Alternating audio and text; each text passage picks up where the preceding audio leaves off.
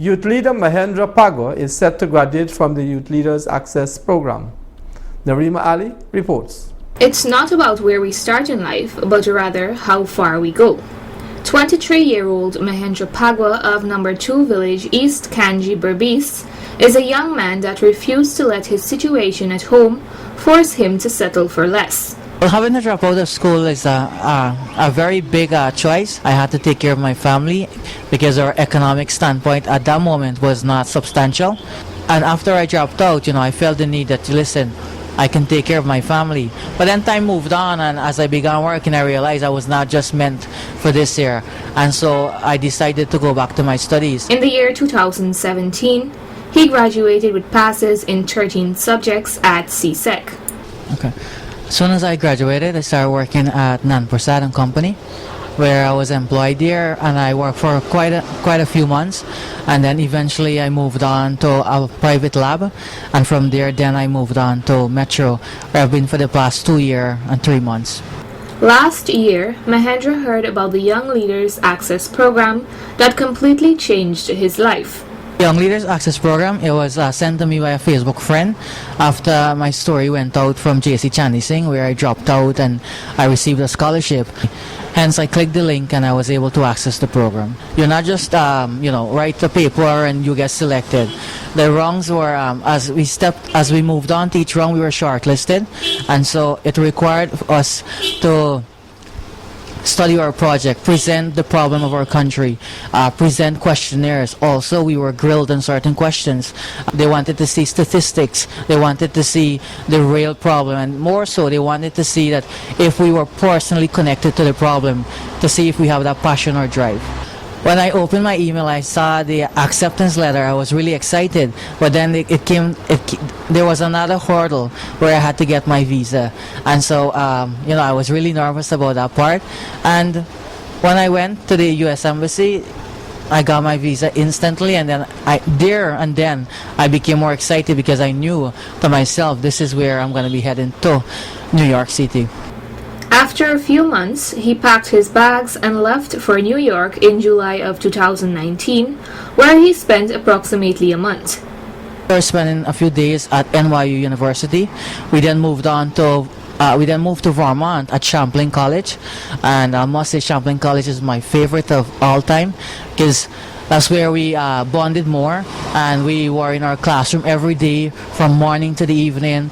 It was really a packed program, and we were taught how to pitch our program. We had to present on our country.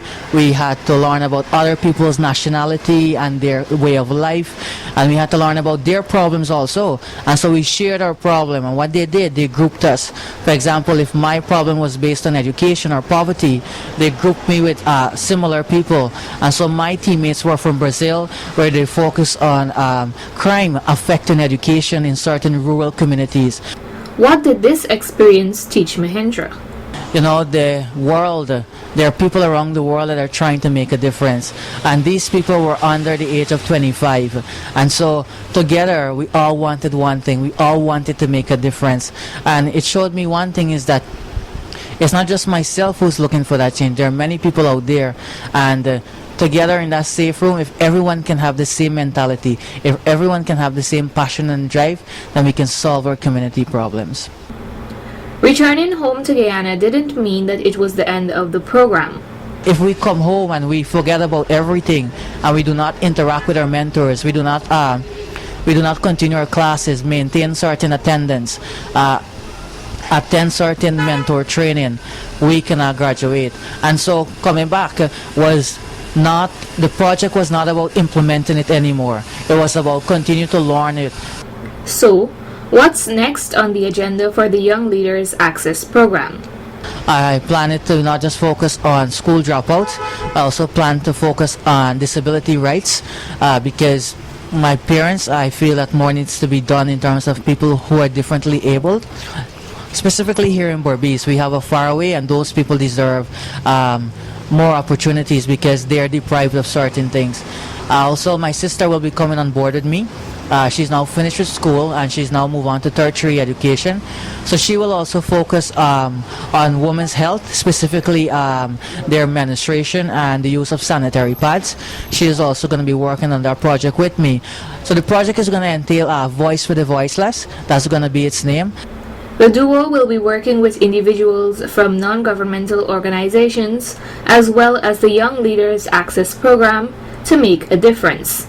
This program has drastically changed Mahendra's life.